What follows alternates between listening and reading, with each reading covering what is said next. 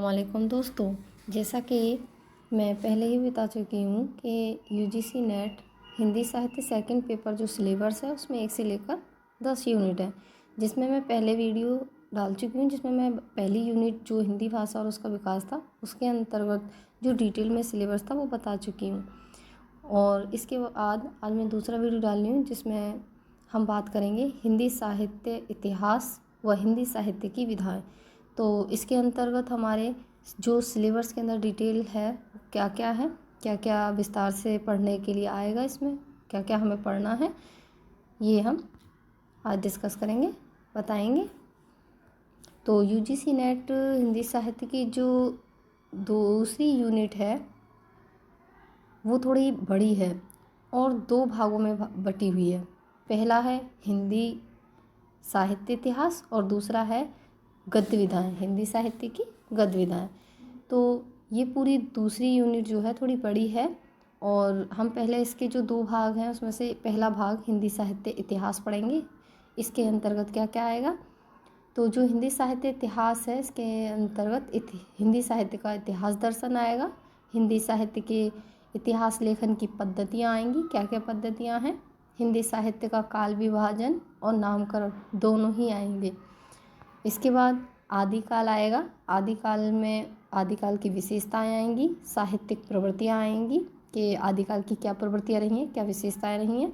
इसके अंतर्गत आदिकाल में रासो साहित्य आएगा और आदिकालीन हिंदी का जैन साहित्य आएगा। सिद्ध साहित्य, नाथ साहित्य और अमीर खुसरो की हिंदी कविता आएंगी, जिसके अंतर्गत अमीर खुसरो की पहेलियाँ, मुकरिया वगैरह हैं। विद्यापति उनकी पदावली आएगी, लौकिक साहित्य भी आएगा। ये आदिकाल के बारे में हो गया। इसके बाद भक्ति काल आएगा। तो भक्ति काल में भक्ति आंदोलन के उदय के सामाजिक और सांस्कृतिक कारण क्या थे और भक्ति आंदोलन का अखिल भारतीय स्वरूप आएगा। उनका अंतः प्रादेशिक वैशिष्ट्य, भक्ति भाव, भक्ति काव्य की सामाजिक संस्कृति आएगी, पृष्ठभूमि आएगी और आलावर संत आएंगे, भक्ति काल के प्रमुख संप्रदाय आएंगे और उनका वैचारिक आधार निर्गुण और सगुण दोनों पढ़ने को मिलेंगे। इसमें हमें निर्गुण और सगुण जो हैं, जो धाराएं थीं भक्ति काल की, उनके कवि, उनकी रचनाएं पढ़ने को मिलेगा हमें यहाँ। फिर इसके बाद आएगा हमारा रीतिकाल। रीतिकाल आएगा इसके बाद। तो रीतिकाल में हमें रीतिकाल की सामाजिक, सांस्कृतिक, उसकी पृष्ठभूमि, रीतिकाल की प्रमुख प्रवृत्तियाँ और रीतिबद्ध, रीति सिद्ध और रीति मुक्त, ये जो कवि थे, आचार्य थे, इनके अंतर्गत उनके बारे में जानकारी और रीतिकाल के जो प्रमुख कवि हैं कौन कौन से रहे हैं और उनके क्या काव्य थे, हमको इसमें पढ़ना है। फिर इसके बाद है आधुनिक काल। आधुनिक काल के अंतर्गत हिंदी गद्य का उद्भव आएगा, उसका विकास आएगा। भारतेंदु पूर्व हिंदी गद्य जो थी वो पढ़ने को मिलेगी और आधुनिक काल में 1857 ईस्वी की क्रांति और सांस्कृतिक पुनर्जागरण, भारतेंदु युग और उनका युग, ये हमको इसमें पढ़ना पड़ेगा। यानी कि जो आधुनिक काल है उसमें हमें भारतेंदु और उनका युग भी पढ़ना पड़ेगा और जो पत्र पत्रिकाएं जो निकलती थे उनके बारे में, 19वीं शताब्दी की जो पत्रिकाएं थीं उनकी आधुनिक अवधारणाएं क्या थीं। फिर इसके बाद द्विवेदी युग है।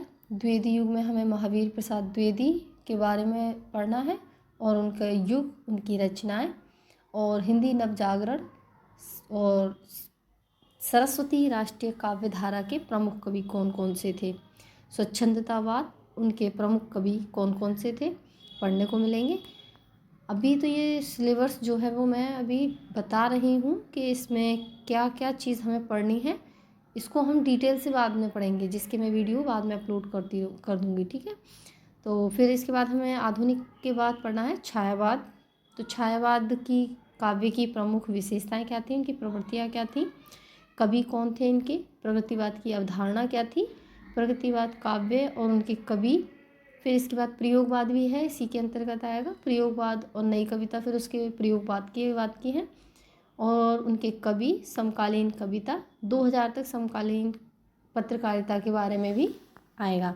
यानी कि 2000 तक जो है, जो भी पत्र पत्रिकाएँ थी, प्रसिद्ध पत्र पत्रिकाएँ, तो उनके बारे में भी आएगी। तो इसमें पत्र पत्रिकाएँ पढ़ना भी बहुत ज़रूरी है। जैसा कि मैंने बताया था, ये 2 हिस्सों में बटा हुआ है, 2 भाग हैं इसके। तो पहला हम पढ़ चुके हैं, दूसरा भाग है हिंदी साहित्य की गद्य विधाएँ। यानी कि जो अभी हमने पढ़ा था वो एक भाग था, ये दूसरा है। तो इस गद्य विधाओं में हमें यहाँ पे जो है हिंदी साहित्य की जो और अन्य गद्य विधाएँ हैं, जैसे कि उपन्यास, कहानी, नाटक, एकांकी, तो ये सब हमें इसमें रिपोर्टाज, यात्रा साहित्य, जीवनी, ये सब पढ़ने को मिलेगा। तो उपन्यास में हमें उपन्यास की अवधारणाएं पढ़नी है।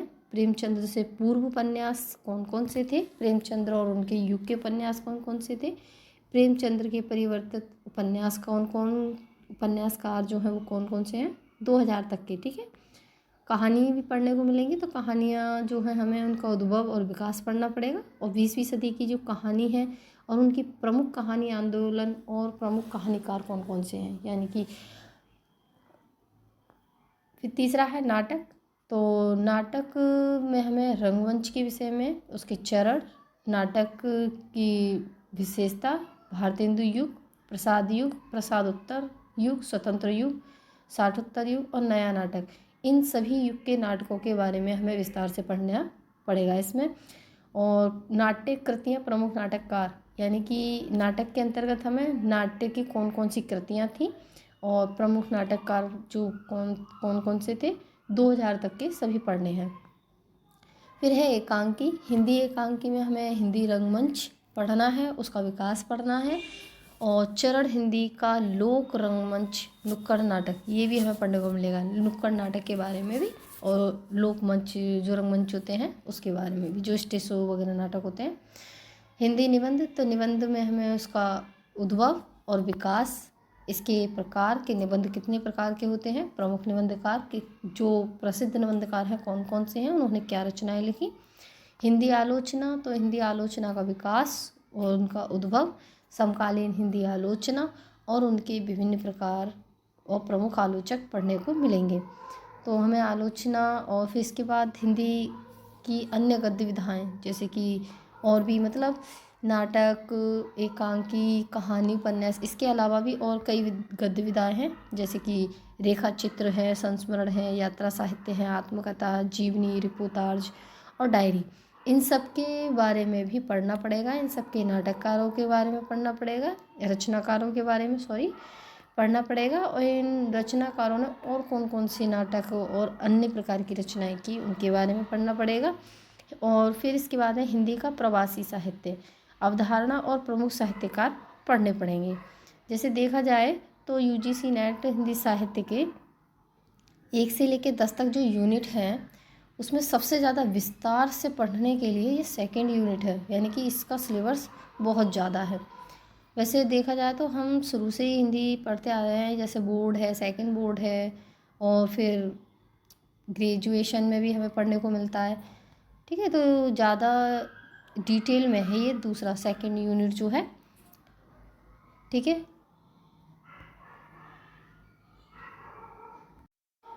इसके अलावा जो थर्ड यूनिट है उसके बारे में हम कल डिस्कस करेंगे। कल उसके सिलेबस के बारे में